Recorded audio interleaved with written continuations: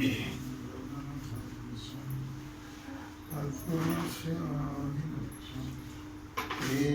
नित्यं विमलमचलं सर्वदेशाक्षुभूतं भावातीतं सुगुणरहितं सद्गुरुं नमामि।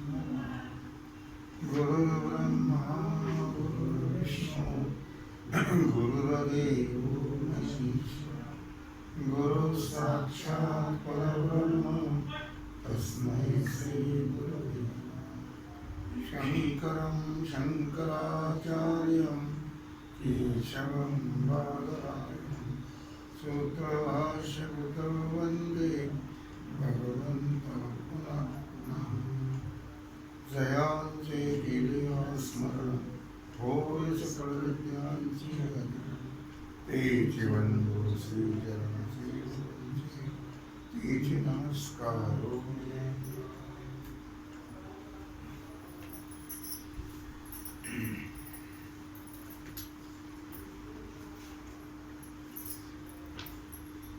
विचार सागर रहस्य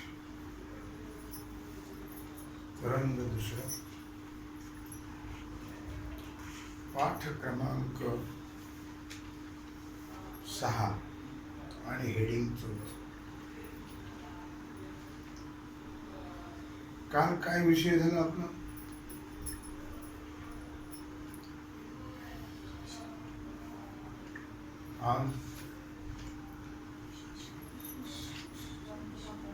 उपाधी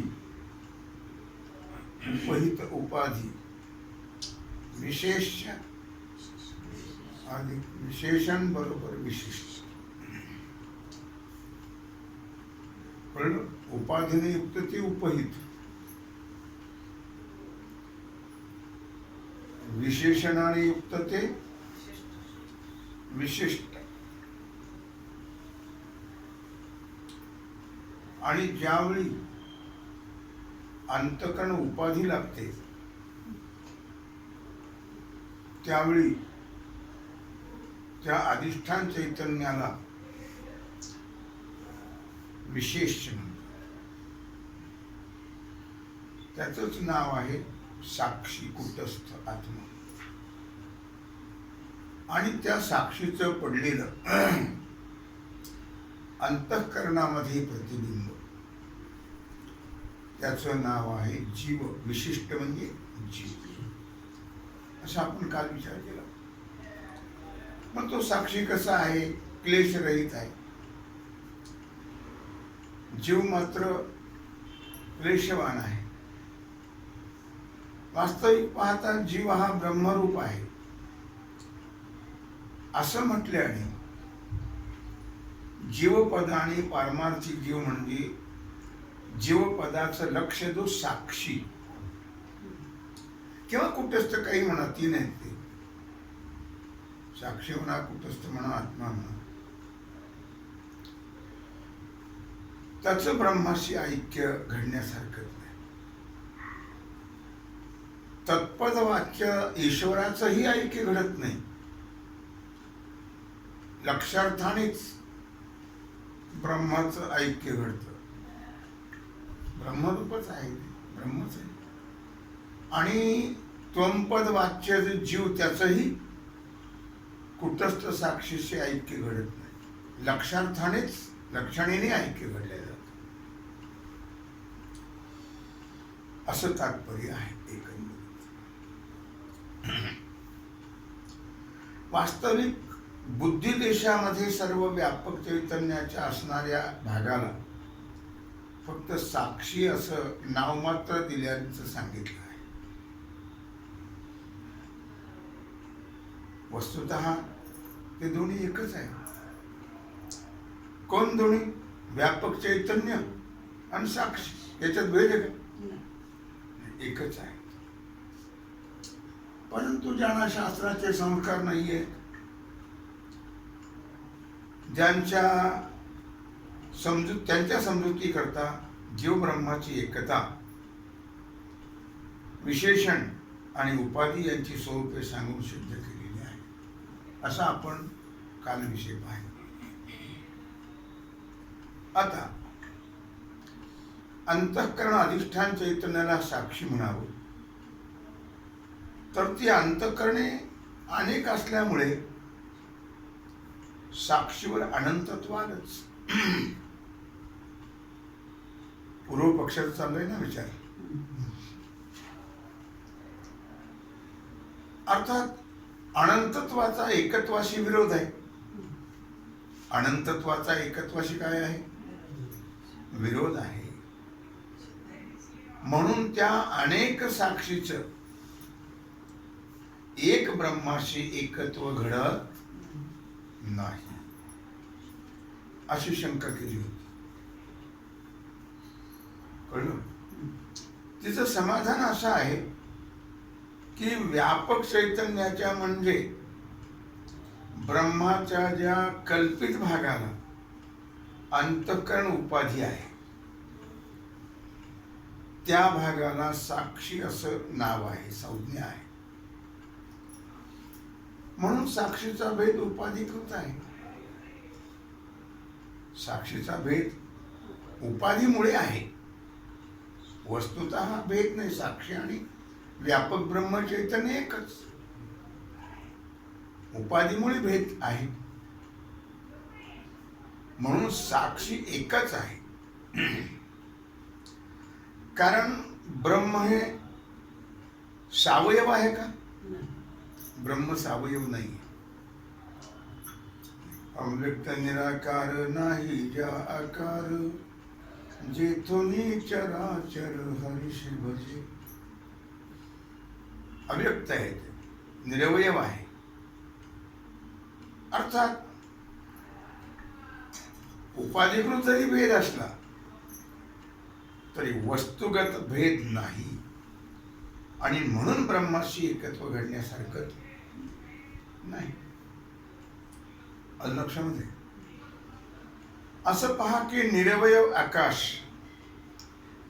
आकाश कसं आहे? सावयव आहे का? पंचमहाभूतामध्ये दोन वस्तू निरवयव आहेत. कोणत्या कोणत्या? आकाश आणि वायू. बरोबर. मग आकाश कसं आहे? निरवयव आहे. शिवाय कसं आहे? सर्वत्र व्यापक आहे. त्यातील 50 घटामध्ये असणाऱ्या व्यापक आकाशाच्या अनेक भागास किंवा प्रत्येक भागास घटाकाश हे नाव आहे की नाही? 50 घट ठेवले पाणी भरून आणि त्याच्यामध्ये घटाचं आकाशाचं प्रतिबिंब पडलं नाही का? मग ते 50 आकाश आहेत का? नाही. उपाधीमुळे वाटले. वास्तविक आकाश कसं आहे? एकच आहे. ती घटाकाश आहे. किंवा रिकामे जरी घट असले तरी पण ते त्यात आकाश आहे ना, पोकळी आहे त्याच्यामध्ये. त्याला काय नाव आहे? घट आकाश. या पोकळीला नाव काय आहे? मठाकाश. मग ती घट आकाशे घटाच्या उपाधीमुळे जरी वेगळी वेगळी असली तरी व्यापक महाआकाशाहून वेगळी आहेत का? नाही. उपाधीने वाटले तेवढे वेगळे वेगळे, पण उपाधी जर नसेल तर एकच आहे. उपाधी भेदाने अनेक वाटले. म्हणून तर माऊली म्हणताय, सर्व घटी राम देहा देही एक, सर्व घटी राम देहा देही एक, सूर्य प्रकाशक सहस्र रश्मी हरिमुखे म्हणा, हरिमुखे म्हणा. काय महाआकाश रूपच आहे सगळी ती. आकाश अनेक नाही आहेत, उपाधी भेदाने अनेक वाटले. त्याप्रमाणे अनेक अंतःकरणाच्या उपाधीनं साक्षी जरी वेगळे वेगळे भाषत असले तरी त्याचं ब्रह्माशी ऐक्य व्हायला हरकत नाही. उपाधीमुळे अनेक वाटले, वेगळे वेगळे वाटले. साक्षी अनेक थोडेच असतात. म्हणून ब्रह्म आणि साक्षी याच्यात भेद, उपाधीमुळे भेद वाटला. अंतकरणाची उपाधी लागल्यामुळे त्याला नाव आलं साक्षी कुटस्थ आत्मा. बाकी व्यापक ब्रह्म आणि साक्षीमध्ये भेद नाही. कळलं? आता सुखदुःखादी जे ज्ञानेंद्रियाला आणि अंतःकरणाला विषय नाहीत असं पूर्वपक्षाने म्हटलं होतं. सुखदुःख हे ज्ञानेंद्रिय आणि अंतःकरणाला विषय होत नाहीत असं पूर्वपक्षाचं म्हणणं आहे. अर्थात म्हणजे विषय केला जात नाहीत म्हणजे ज्ञानेंद्रिय किंवा अंतःकरणाकडून ती जाणल्या जात. विषय करणं म्हणजे जाणणं. लक्षामध्ये विषय करणं म्हणजे काय? जाणणं असं पूर्वपक्षाचं म्हणणं आहे. त्यात ज्ञानेंद्रिय अंतःकरणाला विषय करीत नाहीत हे म्हणणं बरोबरच आहे.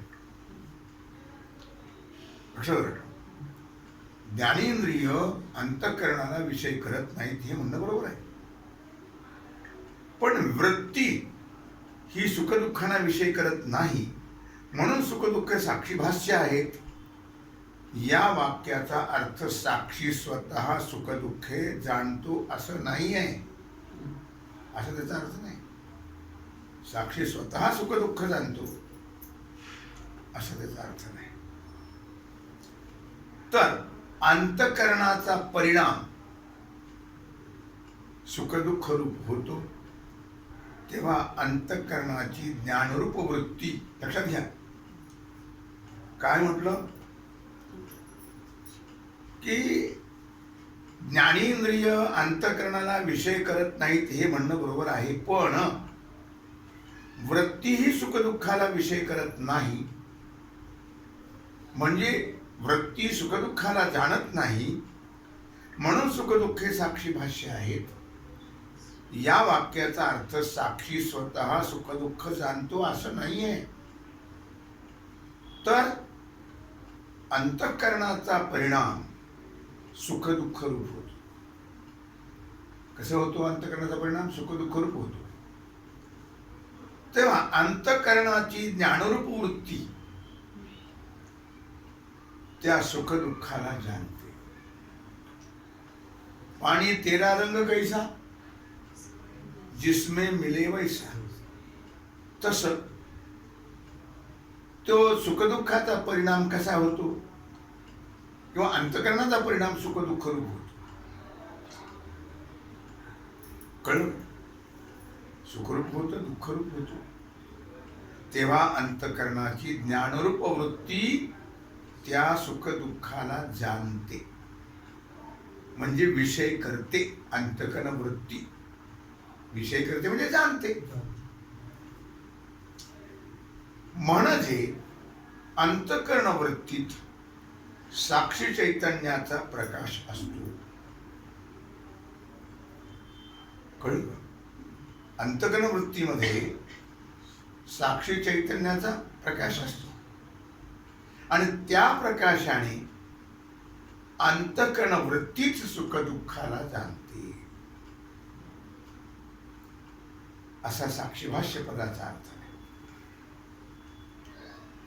लक्षात कंस करून ठेवा. तेव्हा इथून अंतःकरणाची ज्ञानरूप वृत्ती त्या सुखदुःखाला जाणते इथं कंस करायचं. तो असा साक्षीभाष्य पदाचा अर्थ इथपर्यंत. वृत्ती वाचून केवळ साक्षी सुखदुःख जाणत नाही. कळलं? वृत्ती वाचून केवळ साक्षी सुखदुःख जाणत नाही. जशी केवळ राजसत्ता कुणाचं नियमन करत नाही. त्याला कुणीतरी व्यक्ती घ्यावी लागते. व्यक्ती स्वीकार करणं. राजसत्तेनं जर कार्य केलं असतं तर एवढं कोट्यावधी रुपये नोकराला घालायची पाळी आली नसती. म्हणून कुठल्या तरी व्यक्तीचा स्वीकार करावा लागतो. त्याद्वारा राजसत्ता ही नियमन करत असते. व्यक्तीच्या द्वारा स्वतः राजसत्ता काही करत नाही. तसं सामान्य चैतन्य जो साक्षी, त्याला वृत्ती वाचून कोणत्याही विषयाचं प्रकाशन करणे शक्य नाही. राजसत्ता जशी व्यक्ती वाचून आपलं कार्य करू शकत नाही, कुणाचं नियमन करू शकत नाही, त्याप्रमाणे साक्षी जो आहे तो साक्षी वृत्ती वाचून कोणत्याही विषयाचं प्रकाशन करणं शक्य नाही. कळलं? वृत्ती, अंतःकरणाची वृत्ती, याचं खूप विश्लेषण वृत्ती प्रभाकरात केलेलं आहे. आलं लक्षामध्ये? त्याचप्रमाणे सामान्य चैतन्य जे साक्षी, त्याला वृत्ती वाचून कोणत्याही विषयाचं प्रकाशन करणं शक्य नाही. आकाशाच्या ठिकाणी घटाकाश हे नाव जलग्रहण रूप कार्य प्रतीत होते. लक्षात घ्या, आकाशाच्या ठिकाणी घट आकाश हे नाव कशाने प्राप्त होतं? तर त्याच्यात ते पाणी भरल्यानंतर त्याच्यात पडतं आकाशाचं प्रतिबिंब, त्याला काय म्हणतात? घटाकाश. कळलं? कळलं नाही तर विचारायचं. त्याला मग घटाकाश हे नाव प्राप्त होत पाण्यामुळे. पोकळीलाही घटाकाशच म्हणतात, तसं काही वाद नाही. आणि ते घटाच्या उपाधीने प्रतीत होते. जलग्रहण कार्य कुणामुळे प्रतीत होतं? घटाच्या उपाधीमुळे. घट जर उपाधी नसेल तर घटाकाश हे नाव आणि जलग्रहण कार्य हे घडेल का? नाही घडणार. घट नसेल, घट उपाधी नसेल तर घटाकाश नावही येणार नाही आणि जलग्रहण कार्यही घडणार नाही. कळलं का? त्याचप्रमाणे कळतं का बाई? कळतं ना? कळतं का रे भाऊ? कळतं ना? घट उपाधी वाचून घटाकाश नाव नाही आणि पाणी भरायचं काम होईल का? घट नसेल तर नाही. त्याचप्रमाणे चैतन्याला साक्षी हे नाव, व्यापक ब्रह्म चैतन्याला साक्षी हे नाव आणि सुखदुःख सहित अंतःकरणाचं प्रकाशन हे अंतःकरण उपाधीनेच होते. कळलं का?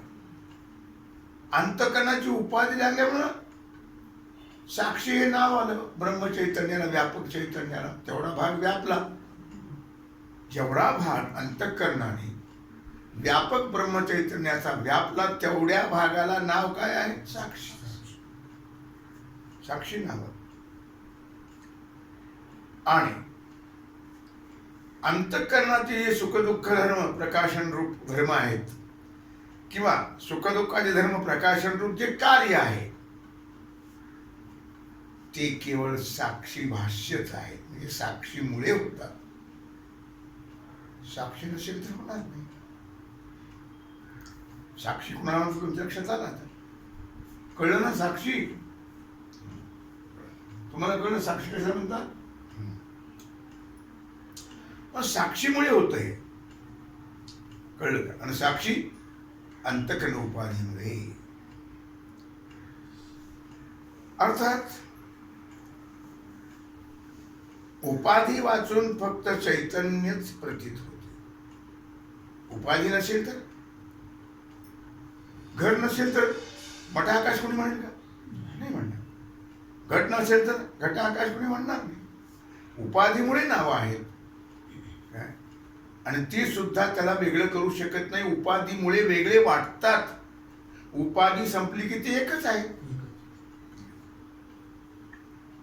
त्याप्रमाणे उपाधी वाचून फक्त चैतन्यच प्रतीत होत, व्यापक ब्रह्मचैतन्य. आणि जर अंतःकरणाची उपाधी लागली तरच त्याला नाव येतं साक्षी. म्हणून साक्षी ब्रह्मरूपच आहे. साक्षी ब्रह्म वेगळे नाही आहेत, दोन्ही एकच आहे. कळलं? अशा प्रकारे करून जीवब्रह्माची एकता हा या ग्रंथाचा विषय सिद्ध आहे. कोण सांगतं? सिद्धांती पूर्व पक्षाचा उत्तर देत आहे. त्यामुळे तुमचा ग्रंथ अशा प्रकारे विषयाची सिद्धी नाही, जीवब्रह्माचं ऐक्य घडणं शक्य नाही, म्हणून तुमचा ग्रंथ सिद्ध होत नाहीये. काय मग त्याला सिद्ध करून दाखव बाबा रे, साक्षी ब्रह्मरूप आहे. अशा प्रकारे जीवब्रह्माची एकता हा या ग्रंथाचा विषय सिद्ध आहे. म्हणून आमचा ग्रंथ कसा आहे? सफल आहे, निष्फल नाहीये. आता अधिकारी पाहिला, विषय पाहिला. आता नंबर 3 अनुबंधाचा नंबर 3 प्रयोजन. प्रयोजनाबद्दल विचार. प्रयोजन म्हणजे काय? प्रयोजन म्हणजे फल. फलाशिवाय कोणाचीही प्रवृत्ती कार्यामध्ये होत नाही. फल नसेल तर कशाला जावं घेणं देणंच. परवा मी सांगितलं येतात कालेजी कीर्तनला, ते म्हटले नको आता लॉकडाऊनचा हा प्रकार आहे कशाला, तरी पण भंडारा असलं ती येतो. काय फल असेल तर मनुष्य प्रवृत्त उगीच नाही प्रवृत्त होत.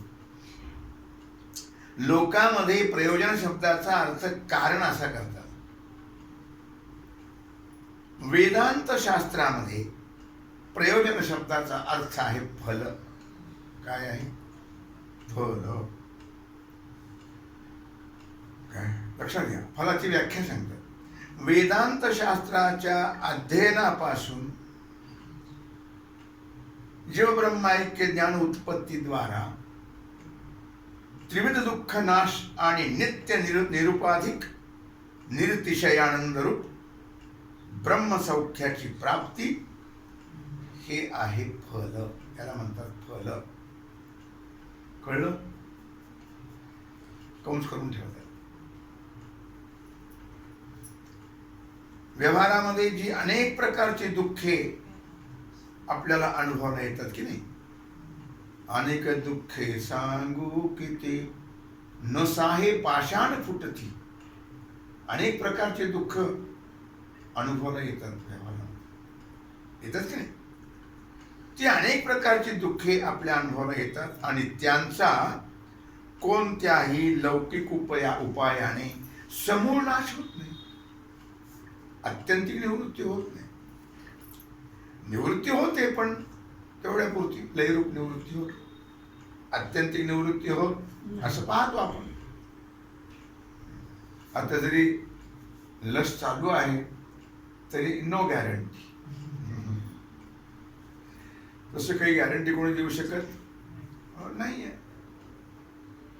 मग सर्व दुःख नाश आणि परमानंद प्राप्ती व्हावी अशी जर जीवाची इच्छा नाहीशी होत नाहीये. प्रत्येकाला असं वाटतं की मजलागी दुःख व्हावे, ऐसे कोणी भाविना. दुःखात उद्विजते जंतू सुखम सर्वाय रुच्यते. दुःख कोणालाही आवडत नाही. प्रत्येकाला सुखम सर्वाय रुच्यते. प्रत्येकाला सुखाची मात्र गरज आहे, सुखाची इच्छा आहे आणि आयुष्यभर जीव सुखाकरताच प्रयत्न. सर्व सुखाची या भोगा नव्हे आशा जन्म गेला. म्हणजे प्रत्येकाला इच्छा आहे सुखाची आणि दुःखाची निवृत्ती. आणि जोपर्यंत इच्छा निवृत्त होत नाही तोपर्यंत दुःख निवृत्ती होणं शक्य नाही. काय? सर्व दुःखनाश आणि परमानंद प्राप्तीची इच्छा जोपर्यंत नष्ट होत नाही तोपर्यंत इच्छा संपेल का? नाही संपेल. इच्छा, इच्छित वस्तू मिळाली तरी इच्छा संपते. इच्छित वस्तू जर प्राप्त झाली नाही तर इच्छा संपत नाही. इच्छा म्हणून सर्व सुखाची आशा जन्म गेला. याच्यात मिळेल, त्याच्यात मिळेल, त्याच्यात मिळेल, त्याच्यात मिळेल. जन्मभर जीवाने प्रयत्न केले पण सुख मिळाले काही. सुख राहिले एका बाजूला आणि हे दुसरीकडे भटकत राहिले. सुख कळालं नाही. सुख संताकडे कळत असते. सुख कोण समजून देतं? सद्गुरू संत समजून देतात. म्हणून तोपर्यंत दुःखाची निवृत्ती होणं शक्य नाही. इच्छा संपत नाही तोपर्यंत दुःख निवृत्ती होणं शक्य नाही. व्यवहारामध्ये मनुष्य कुठल्याही स्थितीत असो, कोणत्याही अधिकारावर असो, कितीही ऐश्वर्य संपन्न असो, लक्षात घ्या, फार तर काय सार्वभौम राजा जरी असला तरी त्या राजा ऐश्वर्याने सर्व प्रकारचं दुःख निवृत्त होत आहे. राजा ऐश्वर्य असेल म्हणून दुःखी नाही का तो? त्याला दुःख नाही का? त्या ऐश्वर्याने दुःखाची निवृत्ती होत नाही आणि होणंही शक्य नाही. जगात तर खूप पैसेवाले लोक आहेत म्हणून दुःख नाही का त्यांना? आहे. पैशाने दुःख निवृत्त होतं काय? नाही होत. व्यवहारात कुठलंही साधन असू द्या, कोणत्याही साधनाने, व्यावहारिक साधनाने दुःखाची निवृत्ती होत नाहीये. असं सामान्य विचारी मनुष्याला सुद्धा अगदी निर्विवाद कबूल करावंच लागतं. करणं भागच आहे. मनुष्य बुद्धीला जे कळणं शक्य नाही, लक्षात घ्या, शास्त्राची व्याख्या आहे, कंस करून ठेवा. मनुष्य बुद्धीला जे कळणं शक्य नाही ते समजून देणं हेच आहे शास्त्राचं शास्त्रत्व. कळलं? हे आहे शास्त्राचं. प्रत्येक जीव मात्र सर्व दुःखाची निवृत्ती आणि परमसुखाच्या प्राप्तीची इच्छा करत असतो. कळलं? सर्व दुःख निवृत्त हवं आणि परमसुख प्राप्त, नित्य सुखाची प्राप्तीची इच्छा करत असतो. हे कोणत्याही धर्मातला असो, पंथातला असो, संप्रदायातला असो मनुष्य, मग तो आस्तिक असो किंवा नास्तिक असो, त्याला कबूल करावंच लागेल. सर्व दुःख निवृत्ती आणि परमसुखाची प्राप्ती याच्याच करता सर्व जीव प्रयत्न करत असतात, मानव प्राणी. म्हणजे सर्व जीवाचं ध्येय साध्य एकच आहे. असतील पंथ अनेक प्रकारचे, असतील अनेक धर्म मानत असतील लोक, पण इच्छा सर्वांची एकच आहे, सर्व दुःखाची निवृत्ती आणि परमसुखाची प्राप्ती. ध्येय साध्य एकच. साधनं असतात वेगळी वेगळी, पण साध्य मात्र एकच आहे. आणि त्या साध्याच्या प्राप्तीला कुठल्याही लौकिक उपाय साधन नाही. लौकिक उपाय साधन नाही. करत नाहीत का? उपाय करतात. म्हणून का सर्व दुःख नष्ट झालं नाही? परमसुख मिळालं नाही. हा सर्वांचा अनुभव आहे आणि सर्वांच्या अनुभवाने हे सिद्ध. तात्पर्य साधन अज्ञात आहे, साधन कळत नाही. आणि त्या अज्ञात साधनाचं ज्ञान फक्त वेदांत शास्त्र करून देते. लक्षात ठेवा, अज्ञात साधनाचं ज्ञान कोण करून देते? वेदांत शास्त्र. म्हणून वेदांत शास्त्र हे शास्त्र आहे आणि वेदांत म्हणजेच उपनिषद. अशा प्रकारे आपण विचार केला. अत्यंतिक दुःखाची निवृत्ती आणि परमसुखाची प्राप्ती कुठल्याही साधनाने होत नाही. त्याच्याकरता वेदांत शास्त्रच आहे. वेदांत शास्त्राच्या द्वाराच परमात्म सुखाची प्राप्ती होते. म्हणजे ज्ञान प्राप्त होऊनच परमात्म्याच्या ज्ञानाने, ब्रह्मज्ञानाने, आत्मज्ञानानेच दुःख निवृत्ती होऊ शकते. असा आहे वेदांताचा सिद्धांत. तेव्हा झालेली सेवा भगवत चरणी समर्पित करून राहिलेला जो सेवेचा भाग आहे तो आपण उद्या कुंडलिक वरदे श्री ज्ञानदेव पंढरीनाथ भगवान की जय। श्री सद्गुरु ज्ञानेश्वर महाराज की जय। श्री सद्गुरु जोग महाराज की जय। श्री जगद्गुरु तुकाराम महाराज की जय। श्री सद्गुरु साखरे महाराज की जय।